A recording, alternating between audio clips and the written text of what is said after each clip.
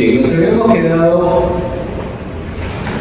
en cómo se celebra la liturgia y habíamos visto que se celebra primero con la palabra, que es el centro de todo, porque es la voz misma de Dios, porque es un mensaje de salvación, porque es la palabra que Cristo vino a anunciar, es la palabra que los apóstoles la han transmitido y luego nosotros, pueblo fiel, somos aquellos quienes la ponemos en práctica. Ese es un primer elemento. Uno segundo, también habíamos dicho que junto con la palabra era también el canto. Habíamos dicho que el canto es la expresión viva de la belleza de la celebración en sí. Hace que la comunidad, que la asamblea participe. Por eso habíamos señalado que muchos coros a veces se dedican a constituirse en elementos centrales de una liturgia, de ser divos, ¿no?, impidiendo que el pueblo de Dios también exprese con canto su cercanía con Dios. La belleza no está simplemente en ser escuchas, sino en ser participantes. Ese es un elemento que a veces todos lo sabemos, pero a veces no todos lo vivimos, ¿no? Como que siempre se busca ser protagonista. Y en una celebración litúrgica, el único protagonista, ¿quién es? Cristo. El Cristo total, ¿no? Cabeza y cuerpo mismo. Y el canto tiene que mover siempre a asumir el carácter sagrado de la celebración. El canto siempre tiene que ir unido a lo que como comunidad queremos expresar, aquello que como comunidad queremos vivir, aquello que como comunidad comprendemos, entendemos. La celebración, por tanto, no es simplemente aglutinar muchas cosas, muchos elementos para que el pueblo de Dios, captándolo, lo pueda poner en práctica. La liturgia es ante todo signo de la sencillez, ¿no? Aunque muchas veces nos esforzamos todos en hacer una celebración un poco más solemne, entre comillas, ¿no? A veces la solemnidad lo confundimos con lentitud. Es como el canto, ¿no? Cuando es el canto para una misa común, ta ta ta ta ta ta ta ta, pero cuando es solemne, ta ta ta ta ta ta ta ta. La solemnidad no lo da la lentitud de los cantos, ¿no? Entonces, canto solemne, entonces el canto más lento, ¿no? Y no va por allí, no va por allí. La liturgia es la que nos enseña a descubrir la presencia de Dios en medio de su pueblo. Y a través del canto agradecemos esa presencia suya en medio de nosotros. Por eso el canto tiene que mover al carácter sagrado de lo que vivimos, de lo que acontece, sea en el altar, sea en la pila bautismal, sea incluso en una unción de enfermos, sea en el matrimonio, etcétera, etcétera. Ahora, por ejemplo, en los matrimonios, hay un gran problema con los matrimonios. ¿Por qué? Porque a veces se escogen cantos que nada tiene que ver con la liturgia. Es como, no sé, que te canten lo que comentaba el otro día, el canto ese de Titanic, ¿no? Y todo comienza a tararear y ese motivo es sensible, pero es una forma de decir, oye, quiero que te mueras ahogado, ¿no? Para que no me arruines la vida. O lo que ya veo que ya nos ocurre tanto en las iglesias, por ejemplo, el canto ¿cómo se llama? Es el vivo de Juárez, ¿cómo se llama? Amor eterno. El amor eterno, famoso, ¿no? Que a veces me lo piden y yo lo rechazo. O sea, me dicen, padre, queremos cantar como canto final Amor Eterno. Y alguna vez lo pusieron, pero lo dejé como catequesis, ¿no? Permití que lleguen hasta la parte de Acapulco.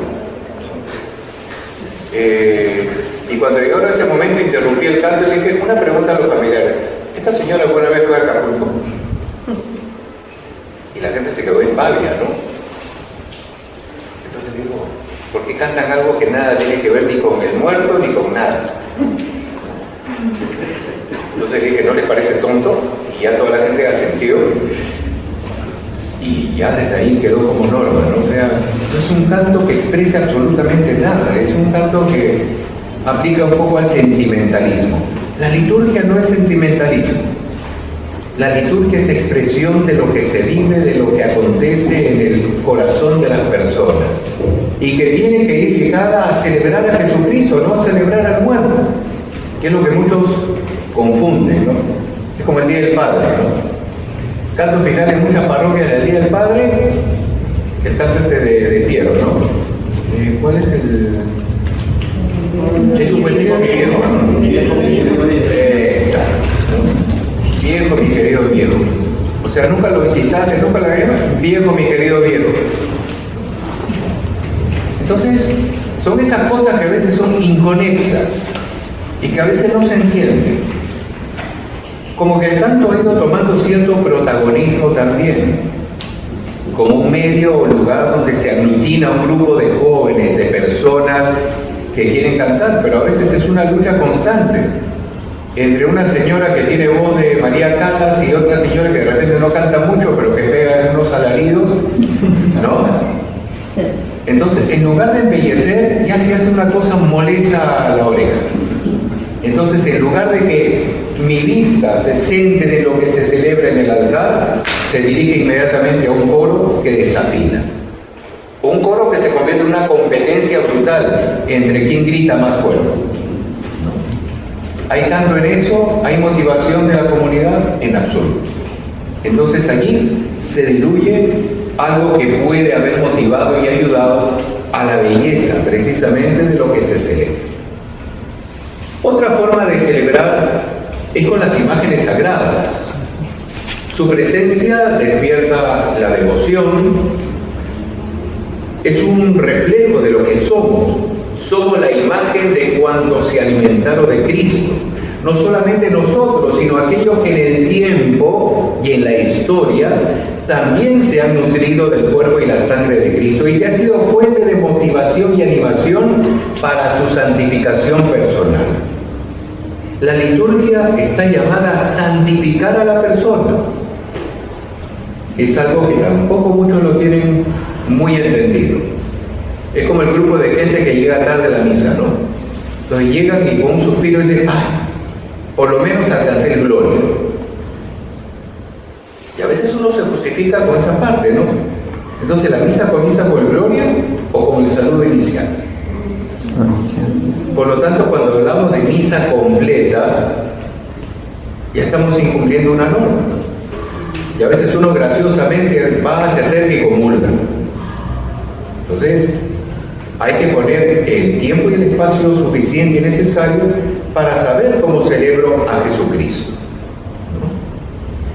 Si, por ejemplo, tienes que cobrar tu cheque en el banco y el banco sabe que abre a las 8 de la mañana, ¿a qué hora estás?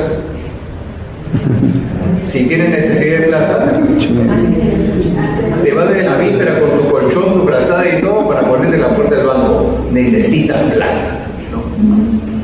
Y sabes que al día siguiente vas a tener un colón de gente con su cheque también para ser cobrados. ¿No podemos hacer lo mismo con la Eucaristía? ¿No podemos prepararnos para ese momento de encuentro?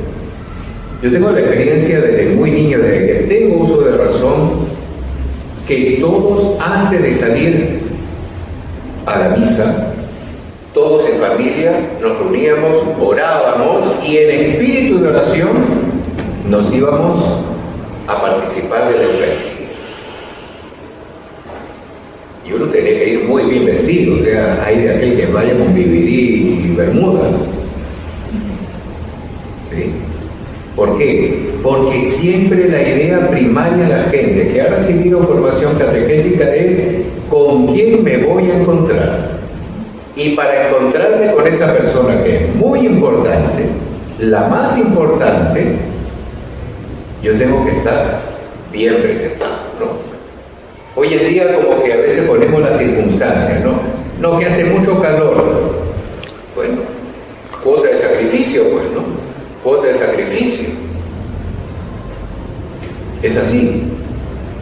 Porque si ahora comenzamos con que la gente puede llegar en escote, puede llegar con minifalda, puede llegar con tu bermuda, puede llegar con tu BDD, entonces, ¿por qué los padrecitos tenemos que estar poniéndonos albas, cíngulas, tolda, casulla y todo encima de la ropa? ¿Cómo sentirían ustedes si sale el padre Isaías o el padre, no sé, Gildo, el padre Humberto, o el padre Filemón, o el padre que sea? Que salgamos en bermuda y nos pongamos una estola encima porque hace calor. ¿Se entiende? Ahí vamos, ¿no? Ahí vamos. Entonces, no hay que buscar 5 pies al gato.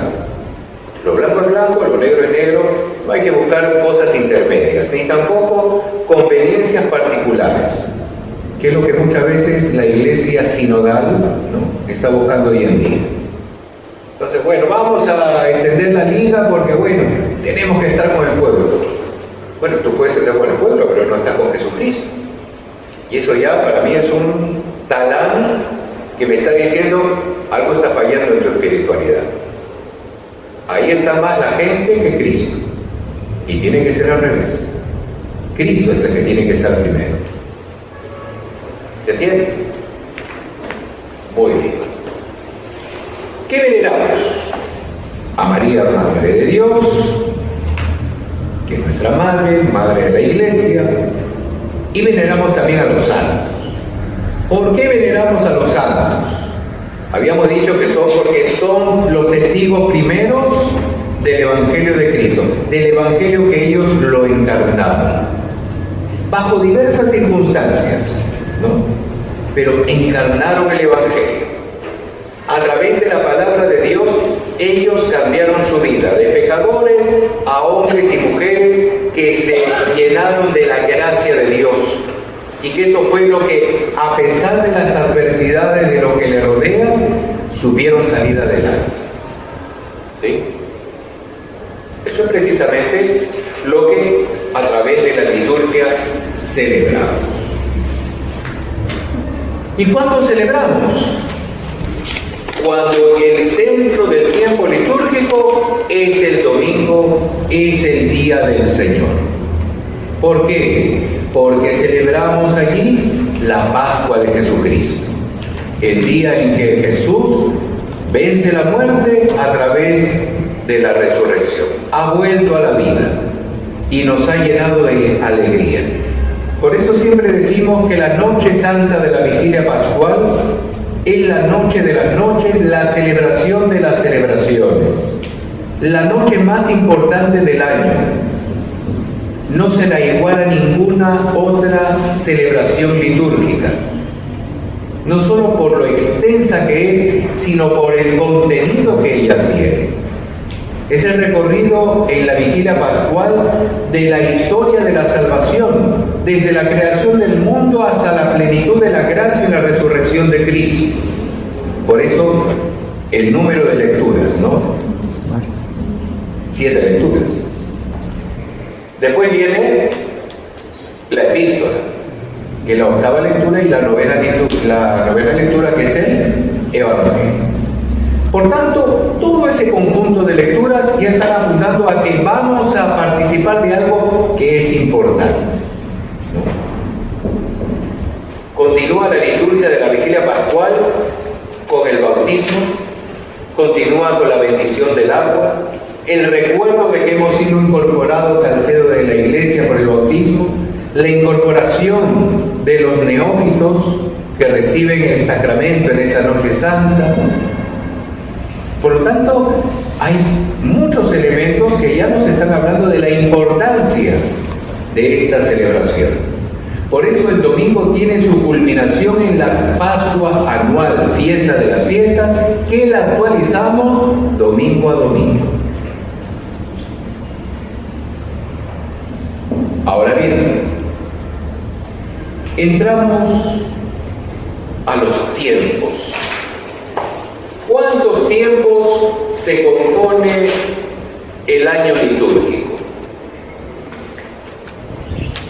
¿Quién sabe? Bien. Adviento es el primer tiempo. Muy bien.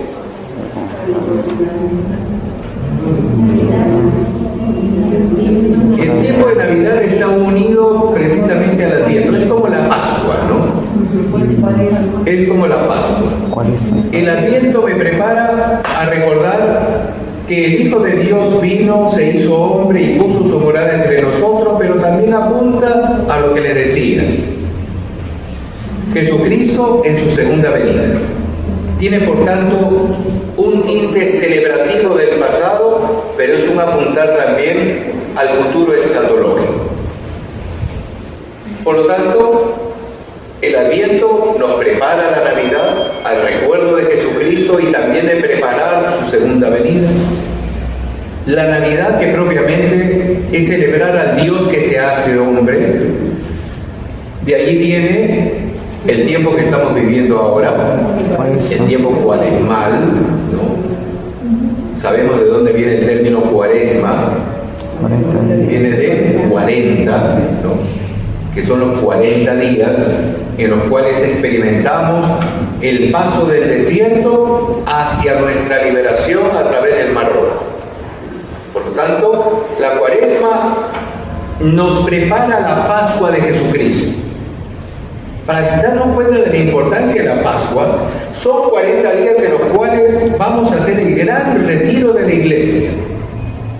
Y así lo llamaba Juan Pablo II. Es el gran retiro de la Iglesia. 40 días en los cuales vamos a ir modelando el alma para ese espacio de encuentro con el Señor. Es un tiempo para comenzar a replantear la vida, para empezar a convertirnos verdaderamente, ¿no?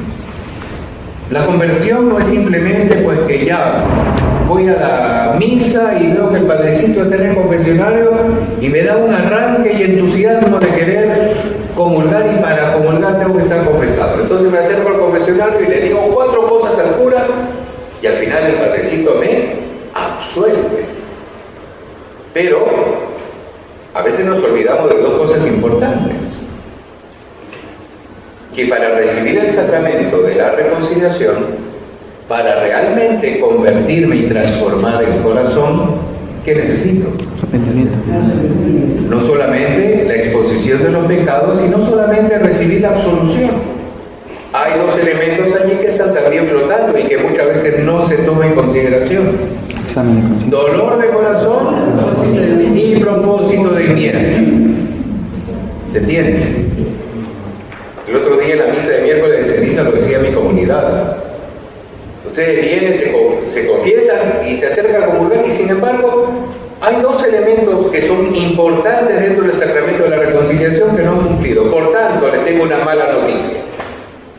¿Cuál es esa mala noticia? Que el sacramento es inválido.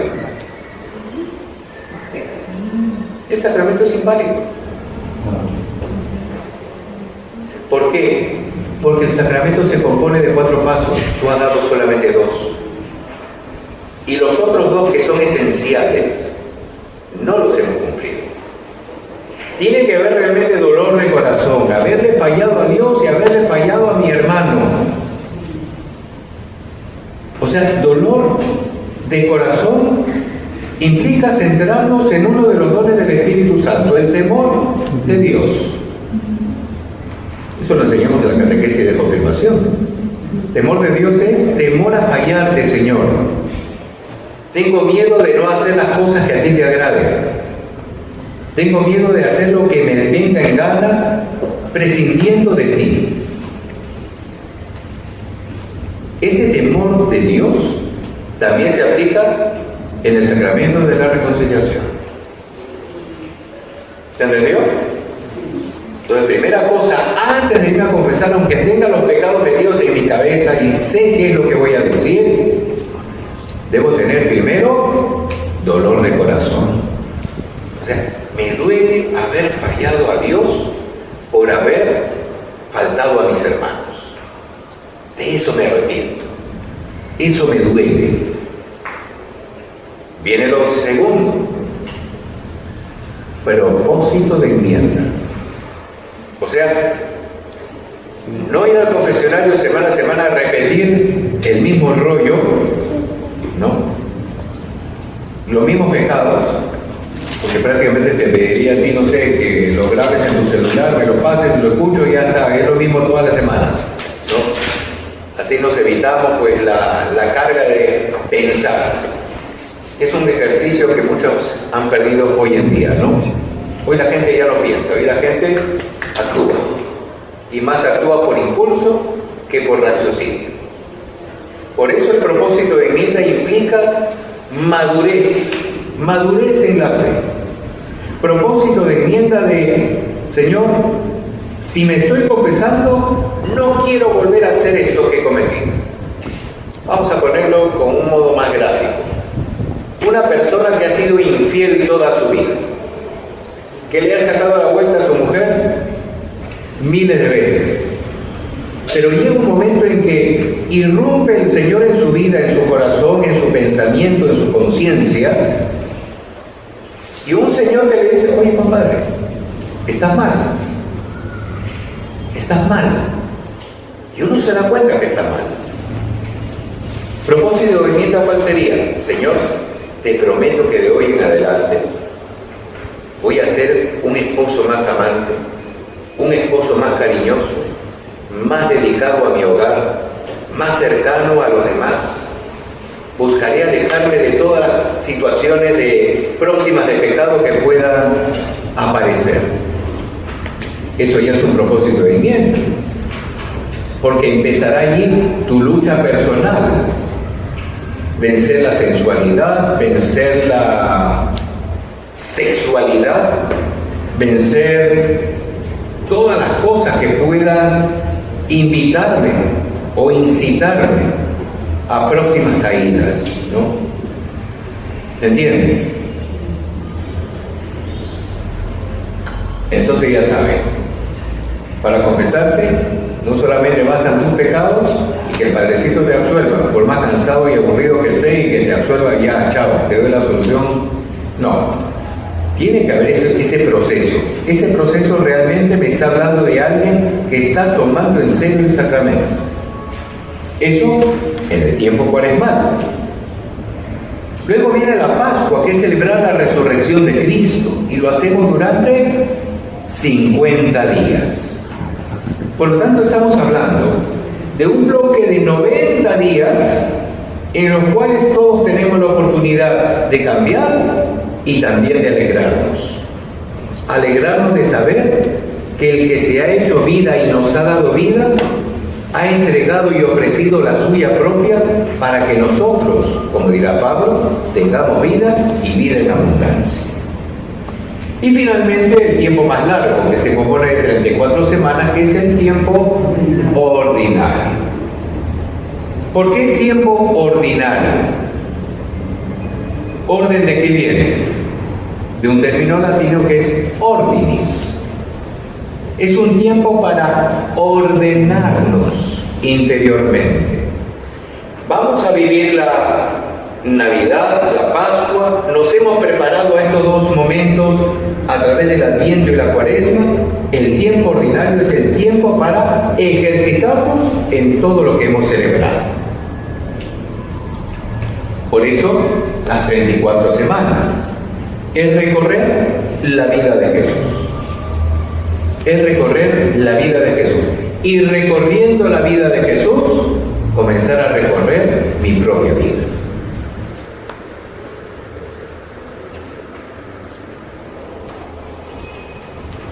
¿Cuál es la función del año litúrgico? La función del año litúrgico es celebrar todo el misterio de Cristo, desde la encarnación hasta su retorno glorioso. En días determinados, la Iglesia venera con especial amor a María, la bienaventurada Madre de Dios, y hace también memoria de los santos. Todo el año litúrgico es celebrar a Jesucristo a través de su misterio de encarnación, pasión, muerte y resurrección. Pero en ese tiempo en el que celebramos a Cristo, celebramos también todo lo que involucra el misterio de Cristo. ¿Y a quiénes involucra? En primer lugar, a María, la Madre de Dios, porque a través de ella, a través de su respuesta amorosa al plan de Dios, el Hijo de Dios se hizo hombre.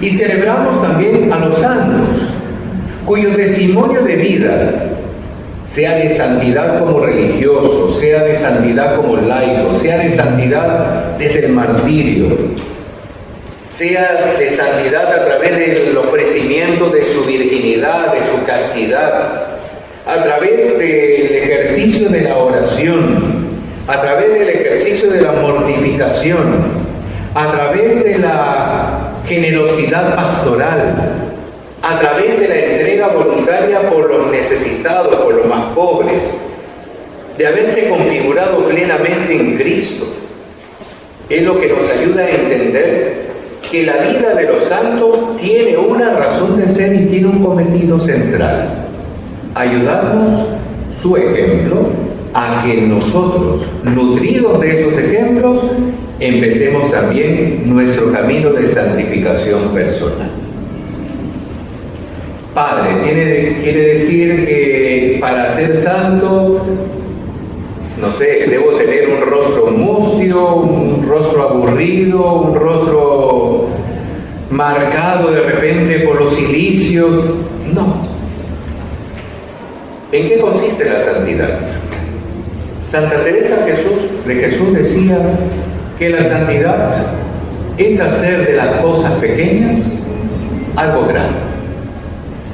Juan Pablo II retoma ese pensamiento teresiano y lo amplía diciendo que la santidad es hacer del día a día algo sobrenatural y extraordinario. ¿Eso qué quiere decir? Te pongo un ejemplo. Cuando cocinas, porque cocinas rutinariamente, día a día, pues harás las cosas del modo más rápido, ligero y para que te quede tiempo para ver tu novela tranquila. ¿Sí? Ay, en este día estoy cansada y ya se me viene la novela. Empiezo a morir de amor o no sé cuántas telenovelas hay por ahí. Ya, arroz y huevo frito para todos. Y si quieren llenarse, plátano frito. Listo. En 10 minutos está la comida. Sin embargo, cuando realmente quieres hacer algo extraordinario, de repente dices, voy a sacrificar ese capítulo de novela. Vamos a hacer algo rico.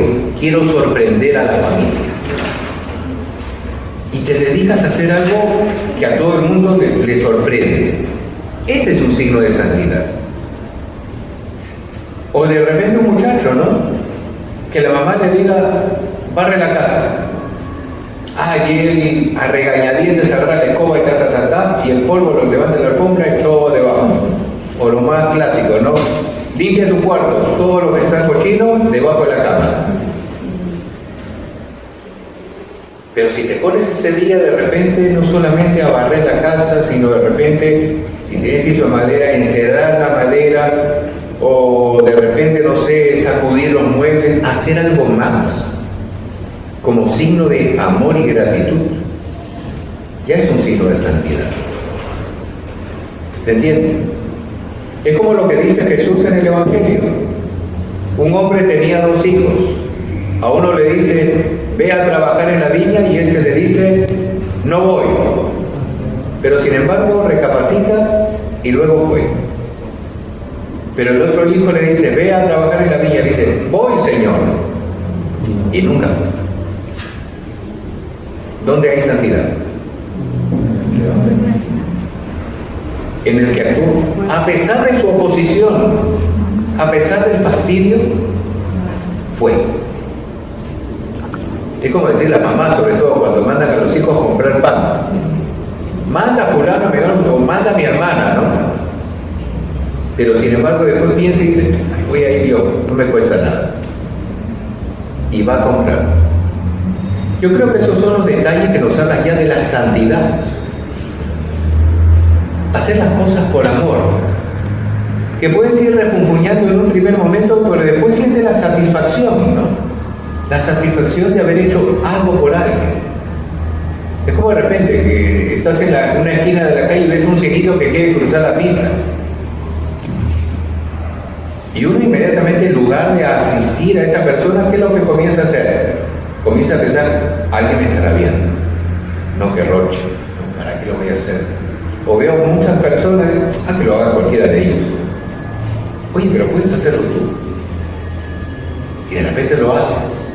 Y cuando has terminado de cruzar la pista y retornas a tu lugar de origen y la gente te mira con admiración, uno siente satisfacción de haber hecho algo por alguien. Y de repente pensar en ese momento, oye, yo he hecho algo que algunas de esas personas que no lo hicieron perdieron su oportunidad de practicar el bien, de practicar la caridad o el amor fraterno. El amor fraterno no es simplemente darle regalitos todos los días a una persona que uno quiere. Es apoyar y acoger, entender, escuchar y acompañar a un desconocido. Yo recuerdo mucho una anécdota que tengo de un viaje. Ustedes saben que cuando uno se va a un país extranjero, uno tiene sus reticencias, ¿no? Va con cuidado por las calles, sobre todo de lugares o en situaciones o personas que quizá no conocen. Y de repente me tocó que en una ocasión me había perdido, entre comillas, estar en un lugar que no debía estar. Yo decía, ¿cómo llego al lugar donde quiero estar? Y una persona estaba comprando panes, vamos a ponerlo así, me mira y se me acerca, ¿no? Y yo inmediatamente, como estaba con paquetes, los paquetes conmigo. La desconfianza, ¿no? Y esta persona me dice, disculpe señor, ¿se ha perdido? Y le digo, no, estoy buscando tal calle. Me dice, queda a 6 cuadras para acá, pero tiene que voltear a la derecha y después entra. Ok, entonces, no se preocupe, yo lo acompaño. Ahí me entró un poco la duda, no me va a llevar a claro. Yo iba con los paquetes, no, y estaba con paquetes un poco pesados, entonces lo ayudo. Yo por educado decía, gracias. Yo agarro los paquetes. Y me ha acompañado hasta el lugar donde tenía que ir. Y de verdad que yo me quedé impactado, ¿no? Le agradecí. Y justo le dije, ¿no quiere pasar a tomar, no sé, un refresco, una gaseosa, una taza de café? No sé, tipo, que era mal. No, me dice, no, gracias. Lo único que buscamos es que usted se sienta bien en nuestro país. Yo dije, ¿qué tal lección? ¿Qué tal lección? Bueno, esos son esos signos que a veces tú no los entiendes, ¿no? Y yo creo que esa persona se habrá sentido ese día, en la noche, satisfecha de haber ayudado a alguien que en su momento de repente necesitó de esta persona. Entonces, primera gran lección, ¿no? A no ser tan desconfiados. Hay gente buena en ese mundo todavía. Hemos dicho, por tanto, que la función del año litúrgico es celebrar el misterio de Cristo. Nunca se olviden de eso. Toda celebración es misterio de Cristo. Padre, en la misa de San Martín de Porres, no, celebro a Jesucristo, que fue el motivador de la santidad de San Martín. Padre, que celebramos el 12 de diciembre la Virgen de Guadalupe, no, celebramos a Jesucristo, que vino precisamente por la respuesta de esa mujer. Padre, que celebramos a San Pedro Apóstol y a San Pablo. No, celebramos a Jesucristo, que fue quien los llamó y enamoró sus corazones para que le sigan. ¿Se dan cuenta que toda celebración es Cristo? Padre, entonces, ¿por qué la liturgia dice el día de San Vicente de Paúl, Santa Luisa de Marillac, San Cosme y Damián, San Sebastián y la corte celestial? Porque en ellos celebramos a Cristo. En ellos celebramos a Cristo. ¿Se entendió? Entonces, conclusión. ¿Cuál es la función del año litúrgico? Celebrar el misterio de Cristo. ¿Se quedó claro? Muy bien. Pero hay también otras funciones del tiempo litúrgico. Por ejemplo, hay una función que muchas veces los laicos no la hacen, ¿no? Que es la liturgia de las horas. Hay parroquias que, creo que Guadalupe, antes rezaban las laudes y las vísperas, ¿no? Yo en alguna de mis parroquias también teníamos laudes, misa con laudes y después misa con las vísperas. Que a veces los dedos están en babia, ¿no? Pero había gente que sí sabía, dominaba y oraba la liturgia de las horas como iglesia, ¿no? ¿Qué es la liturgia de las horas? Es la oración pública y común de toda la iglesia. Por su medio, el misterio de Cristo que celebramos en la Eucaristía santifica y transfigura el tiempo de cada día. Por lo tanto, no es simplemente la oración personal, es también la oración que en común podemos hacer. Que uno puede decir, Padre, yo voy a misa todos los días. Está bien. Es la oración común de los fieles. Es actualizar el misterio de Cristo, lo que día a día te alimenta. Pero también como iglesia y en comunidad tenemos que orar los fieles, unidos a través de una oración específica, que es la oración de los salmos de la iglesia, que es palabra de Dios. Pero es también aprender de la historia de la iglesia a través del mensaje de los santos padres. Cuando hablamos de los santos padres no nos referimos necesariamente a los sumos pontífices.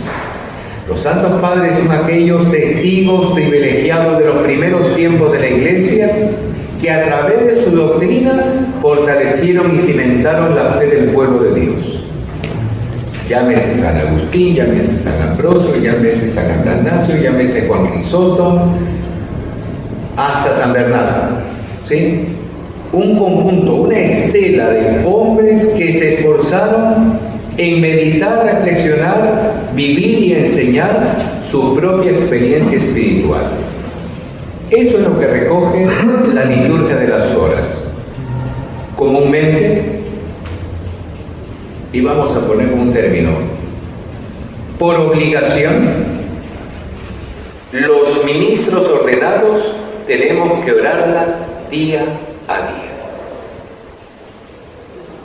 Obligado entre comillas. Pero es una oración que todo ministro ordenado la realiza a diario.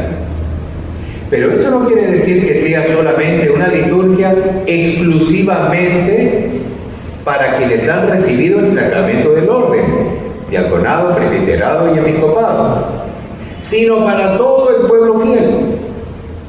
Por eso era un elemento importante e interesante el que podamos como comunidad eclesial unirnos en oración común. Y eso ayudaba a transformar corazones, reflexionar en torno a nuestra vida, a partir precisamente de la palabra de Dios, a través de los salmos de la iglesia y a través también de la lección de los escritos que los santos padres nos han legado.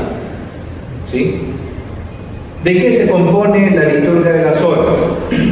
Principalmente de salmos y de otros textos bíblicos, que pueden tomarse de la palabra de Dios o también de la lectura de los santos padres y maestros espirituales que han iluminado el camino de la iglesia a través de estos 20 siglos.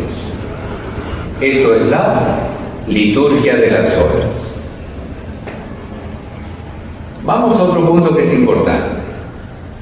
¿Dónde celebrar? ¿Dónde se celebra? En los templos.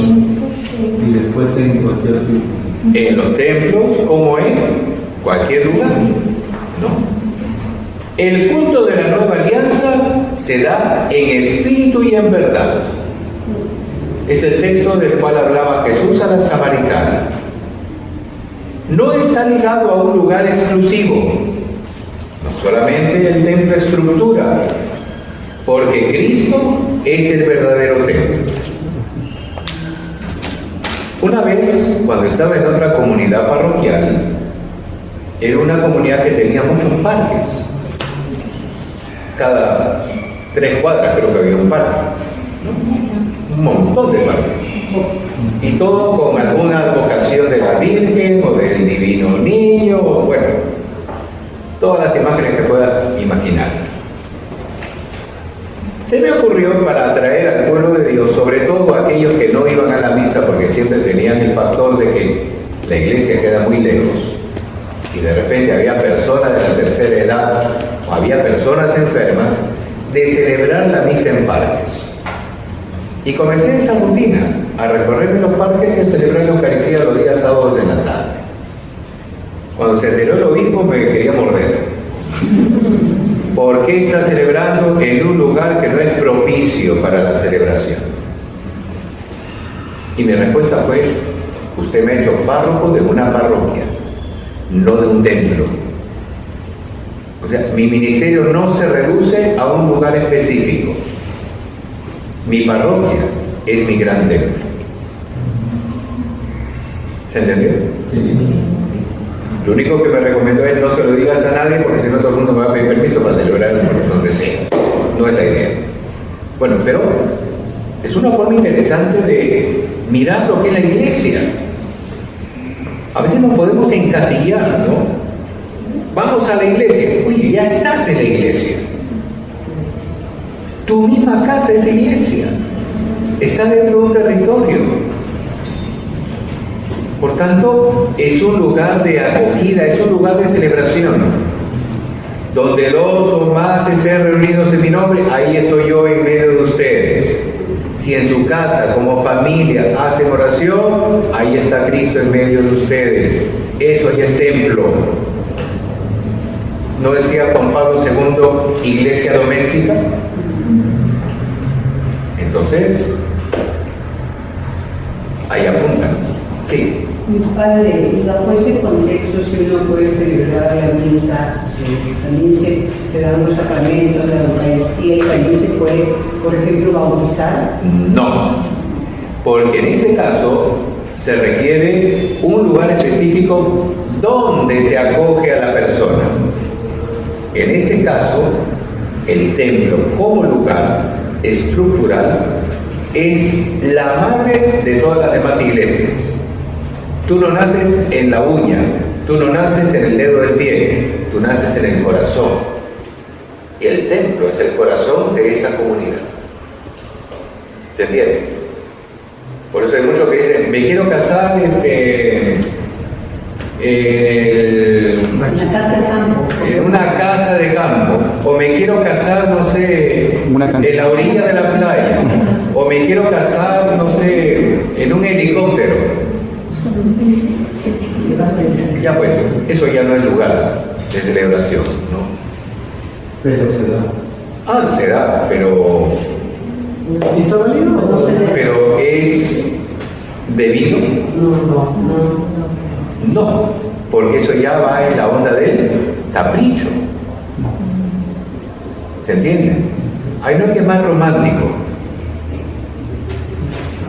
Bueno, entonces hagámoslo más romántico todavía. Vamos a la cumbre de un volcán y ahí lo celebramos. ¿Sí? Entonces celebremos en el baño. ¿Y las misas privadas a puerta cerrada en casa? La misa no es privada. Por eso, a veces hay gente que no entiende esa parte, ¿no? Cuando celebramos la Eucaristía por los muertos, no estamos celebrando al muerto, por si acaso. Celebramos a Cristo. Y recordamos que tenga misericordia de fulano, mengano, sultano. ¿Se entiende? A veces la gente piensa eso, o sea que Yo he pagado esa misa, ¿no? Para que hablen de mi muerto. Y más de una ocasión yo he abierto mi billetera y le digo, ¿cuánto pagaste? Ya, muy bien, toma, chao. No me interesa tu muerto, a mí me interesa Cristo. Recién ahí entendía, ¿no? Padre, disculpe, no sé cuánto. Ahora convencerme que vuelva a celebrar por eso ya es muy complicado. ¿Sí? Pero es así. Letra con sangre se la dice, ¿no? Sí. Padre, pero ahí va dentro, bueno, el sacramento, esos matrimonios. ¿El sacramento se da o no? Se da el sacramento, sí, que va el padrecito y celebra pues, como se celebra, ¿no? Pero hay muchos riesgos ahí, como ha sucedido tantas veces. Curas que han bendecido un matrimonio y nunca inscribieron el matrimonio, ni se llenaron actas, ni se llenaron pliegos matrimonial. Llega el día en que vienen a buscarme, padre, yo me casé en la playa, no sé cuándo, y alguna vez me hasta con las fotos de la playa. Digo, disculpa, tu matrimonio no ha sido inscrito en esta parroquia. No, pero es que yo le dije al padrecito, sabe Dios que el padrecito habrá sido, lo siento, no está casado. Pero yo he recibido el sacramento. Demuéstramelo. Muéstrame el pliego matrimonial. Pero Sí. ahí también es culpa del celebrante, ¿no? Ah, obvio que sí. Responsabilidad. O sea, la gente a lo mejor por ignorancia puede pedir, no sé, algún sacramento, Sí. Bautizo, claro, una cantidad de cosas. en X lugar, pero ya depende del celebrante también. Exacto. Que enseñe y diga, no, ahí no se Pero habrá que ver también si es un celebrante Con permiso, claro. que tenga la autorización. Del obispo. Del Porque hay papa. muchos falsos curas que también ofrecen el oro y el moro, te celebra tu misa muy bonito en tu casa, ¿no? Te pasa después la factura que cobra mucho más, 3, 4, 5 veces más que te cobran en tu iglesia parroquial, pero porque te dio la gana de hacerlo en ese lugar, pero corres varios riesgos. Como el caso de bautismo, que a veces vienen y me dicen, bautizamos aquí a mi hijo. Acá, muéstrame la foto. Esa es una casa. Y el que está bautizando no es cura. Padre, es que yo no sabía. Ese es tu problema, ¿por qué no averiguaste en tu parroquia? No, porque en tu parroquia te dijeron que no se podía, porque estaba lleno los cupos, agarraste y buscaste lo primero que encontraste. Padre, ¿qué necesito para que entre al colegio? Mi hijo necesita la partida de bautismo. Piña con tu padre. Así es fácil. O sea, tú fuiste mosca al principio, yo soy más mosca, pues, moscardón. Y ahí vienen con los lamentos, las lágrimas, y que la abuelita, que la tía que tiene cáncer, no te digo. A veces yo tengo una frase que a muchos les resulta chocante, pero siempre se la digo, ¿no? A mí ni las lágrimas de mi madre me conmueven, ¿no? Entonces con eso me lo bajo así en guapo. De verdad que a veces el pueblo de Dios tiene sus formas, ¿no? Y a veces uno tiene que aprender a seguir los conductos regulares. Cuando busco escaparme de la regularidad, ya entro en lo que se llama la irregularidad. Y las irregularidades no son buenas. Porque tarde o temprano te pasa factura. Te pasa factura. Entonces, a veces las prisas no son buenas. A veces decimos con espíritu de sinodalidad, aperturemos todo ya, que la gente celebre donde le dé la gana. Bueno, celebremos en el baño la próxima vez. O en la ducha, ahora que estamos en verano. Más fresquito.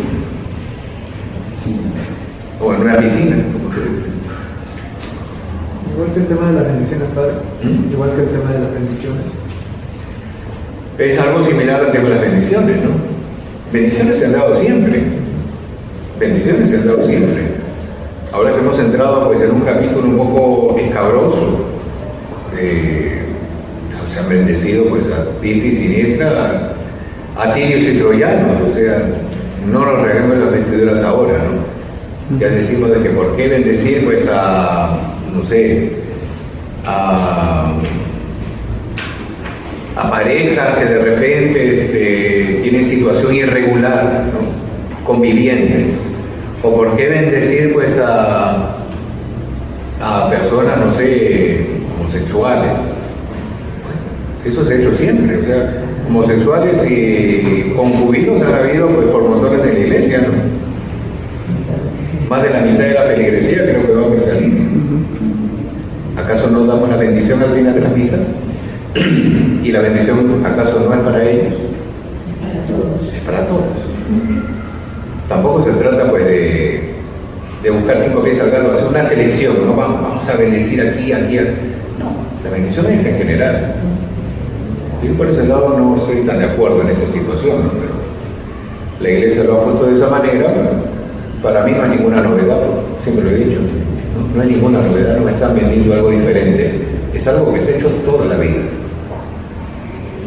Ahora, si es una situación irregular, después verán, y padre, ¿qué puedo hacer para organizar mi vida? Si hay posibilidades, te ayudamos. Si no hay posibilidades, bueno, sigue viniendo a la misa, sigue orando. Dios en su misericordia entenderá tu corazón como el de la persona que vive contigo y los hijos que han nacido de ellos, que no tienen culpa de nada. Entonces, caminemos iguales, ¿no? Como iglesia. Padre, que yo estoy en esa lucha de superar mi homosexualidad o mi lesbianismo. En la iglesia caminaremos juntos. Y en oración busca y lucha contigo mismo. Contra esas situaciones que muchas veces comprometen la vida de la gracia en ti. Tengo que hacer algo diferente de eso. Ponemos un listón rosado, no sé. ¿Se entiende? O sea, la solidaridad no parte porque yo me haga uno con ellos. No, es procurar la experiencia del Evangelio. ¿Cuál es la experiencia del Evangelio? Eso es el pasaje de la Samaritana, ¿verdad? Desde el capítulo 3 de San Juan. Esa mujer era una mujer de la vida, ¿sí? Una prostituta. ¿Cómo sabemos que es una prostituta? Por los maridos. No, porque era una mujer que trabajaba de noche y por eso dormía hasta tarde y se levantaba tarde para sacar agua del pozo.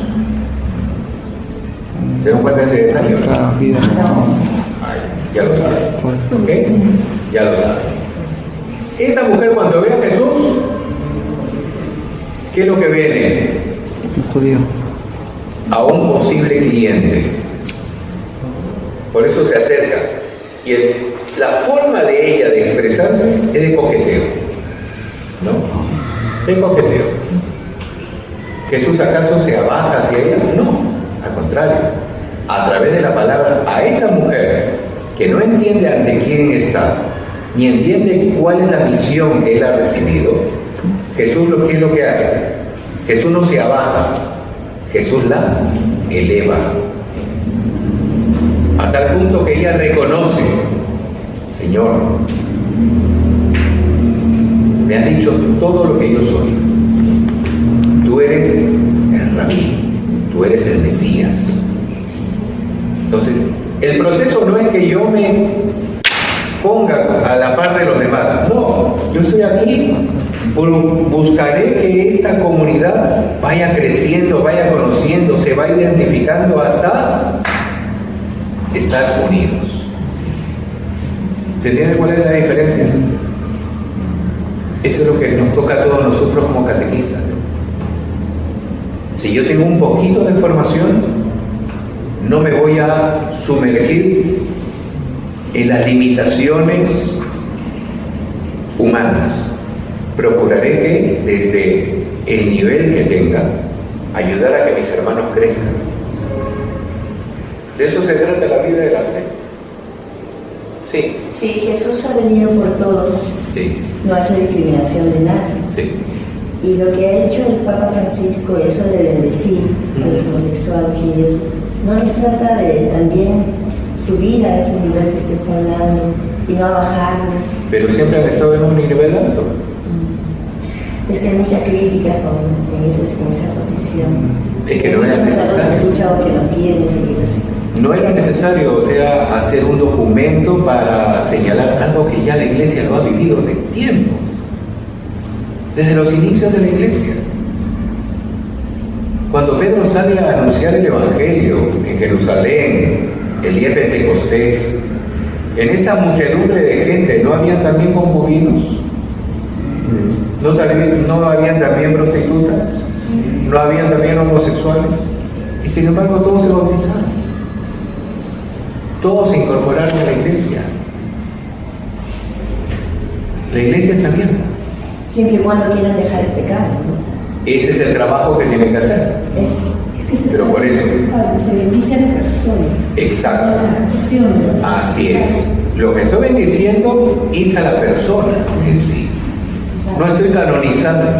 Recuerden que la mujer que iba a ser apedreada por adulterio y que Jesús escribe en el suelo, ¿se acuerdan, no? Sí. ¿Qué es lo que Jesús le dice a esta mujer? Yo tampoco. Mujer, ¿ves que alguno de estas personas te ha condenado, te ha apedreado? No, Señor. Bueno, tampoco yo te condeno, pero no le está canonizando el acto. Vete y no peques más, o sea, no seas infiel, no seas adúltera. ¿Se entendió? Sí. La bendición que nos brinda la iglesia ahora ofrece esa posibilidad.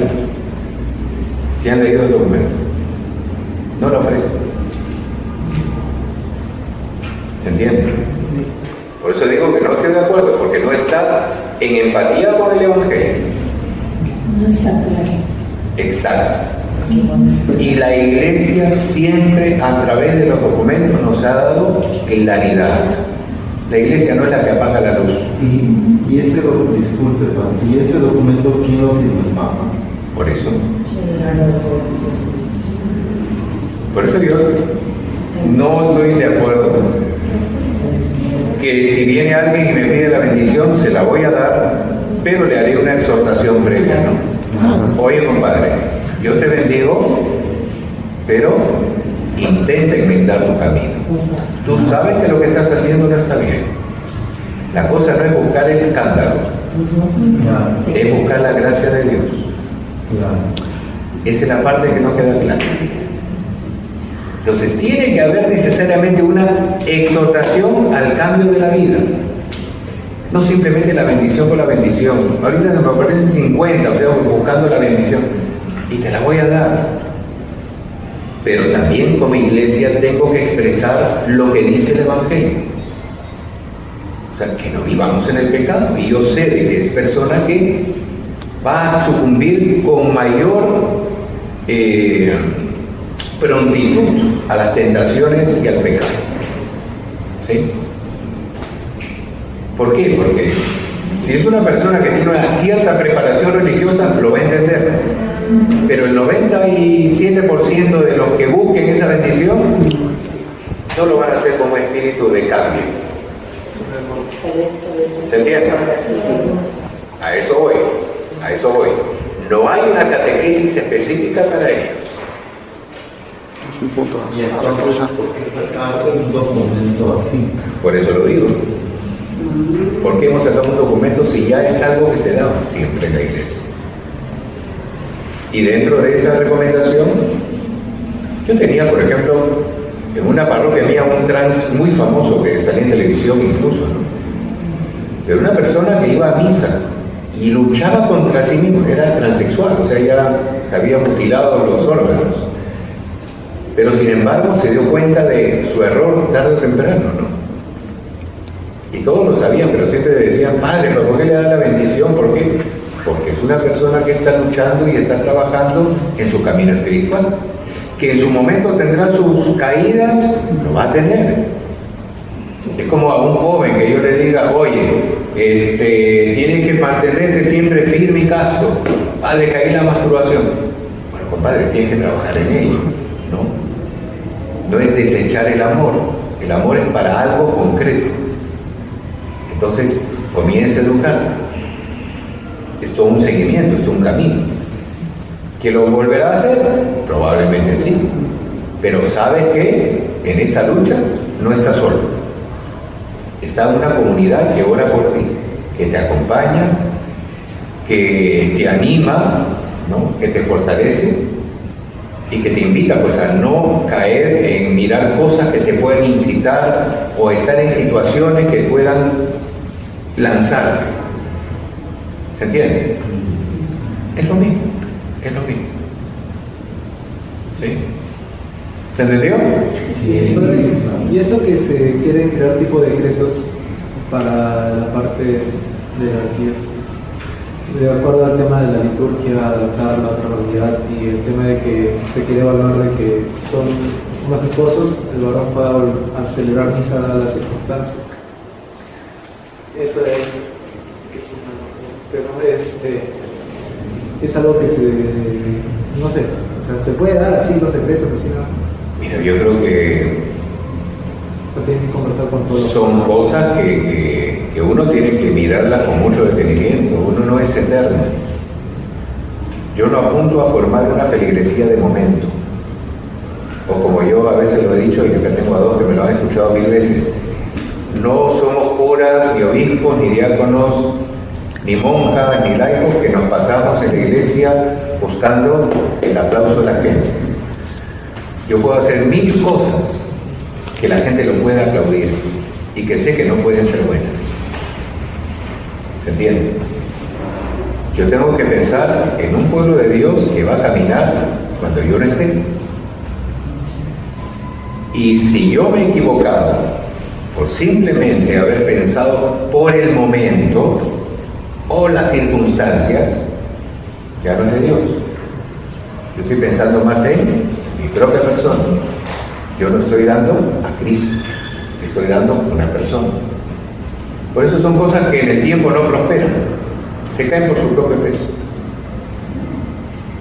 A lo largo de la iglesia, pues han habido mucha gente que se ha apartado de la iglesia y precisamente por eso se hicieron cismáticos. ¿Por qué? Porque quería poner la iglesia a mi manera, a mi forma de entender. Que en su momento yo he podido creer de que, esto los ayudaba para llegar a Dios. Sí, pero el tiempo te dio la razón y te dijo, oye, compadre, te equivocaste.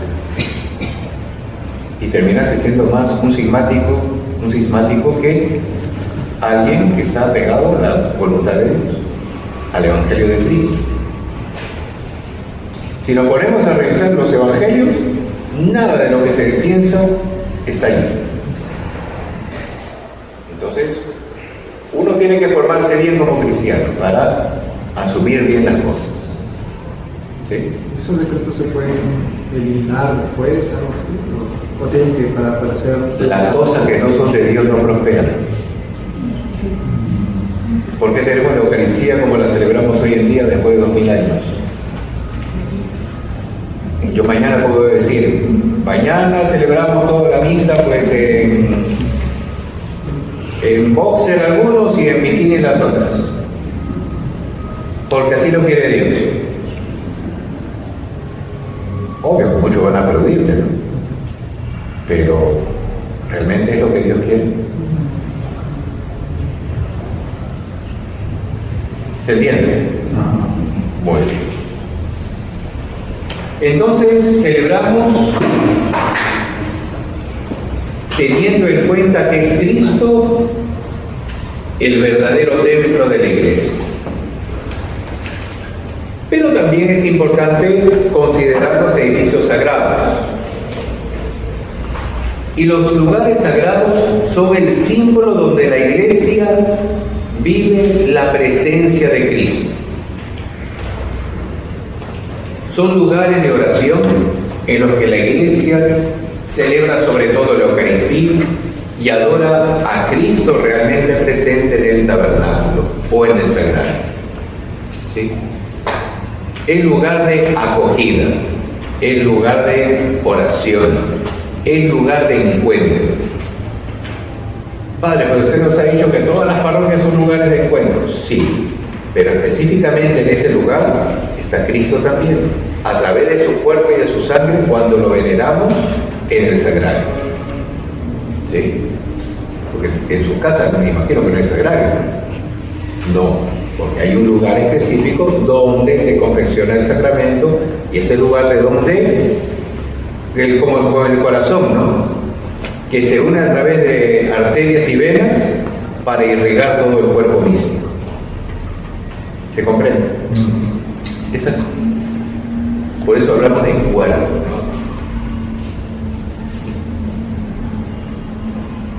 Muy bien. Un breve receso.